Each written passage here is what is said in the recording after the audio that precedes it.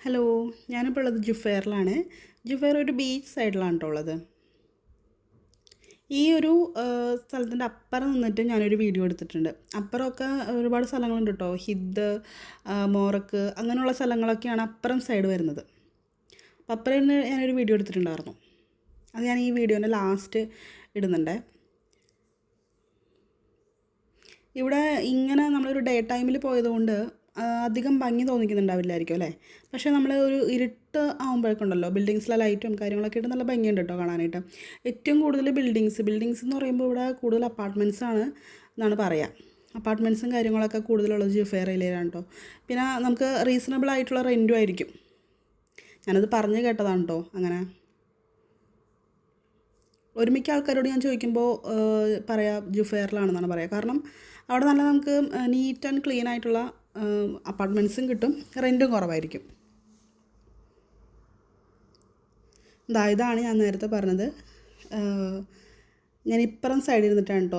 നമ്മൾ അപ്പുറത്ത് ഓപ്പോസിറ്റ് സൈഡിൽ നിന്നിട്ടാണ് ഞാനിപ്പോൾ വീഡിയോ എടുക്കുന്നത്.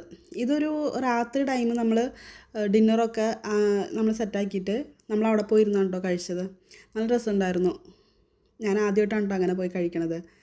ഇവിടെ വന്നിട്ടിപ്പോൾ ഒരു 4 വർഷത്തിൻ്റെ ഇടയിൽ ഞാനിപ്പോൾ ആദ്യമായിട്ടാണ് അങ്ങനെ പുറത്ത് പോയിട്ട് നമ്മൾ വീട്ടിൽ നിന്നുണ്ടാക്കിയ ഭക്ഷണം പുറത്ത് പോയിട്ട് അങ്ങനെ കഴിക്കണത്. അതുകൊണ്ട് എനിക്ക് ഭയങ്കര ഇഷ്ടപ്പെട്ടു.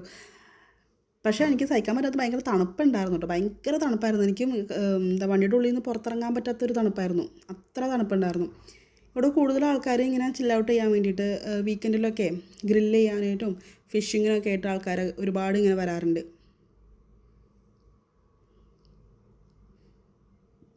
ഇത് മോറക്കിലേക്ക് പോകുന്ന ഹൈവേ ആണ് കേട്ടോ. മോറക്കിലേക്ക് പോകുന്ന ഹൈവേൻ്റെ ഇപ്പുറത്തെ സൈഡാണ് ഞാനിരിക്കണത്.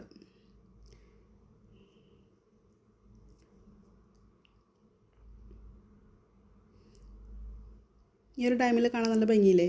ലൈറ്റൊക്കെ അങ്ങറ്റത്തുള്ള ലൈറ്റ് വരെ നമുക്ക് കാണാൻ പറ്റും. നല്ല നല്ല വ്യൂ ആണ് കേട്ടോ ഇവിടെ ഇരുന്നാൽ. പിന്നെ അതിൻ്റെ അടുത്ത് ഒരുപാട് ബിൽഡിങ്സും കാര്യങ്ങളൊക്കെ വരുന്നുണ്ട് പുതിയതായിട്ട്. പിന്നെ അതിൻ്റെ ഈ ഒരു സൈഡിൽ നമുക്ക് ഗോൾഡൻ കളറുള്ളൊരു ഇത് കണ്ടില്ലേ, അത് ബഹ്റിനിൽ തന്നെ ഏറ്റവും വലിയൊരു മ്യൂസിയം ആണ് കേട്ടോ. ഞാനിതുവരെ അതിൻ്റെ ഉള്ളിൽ കയറിയിട്ടില്ല.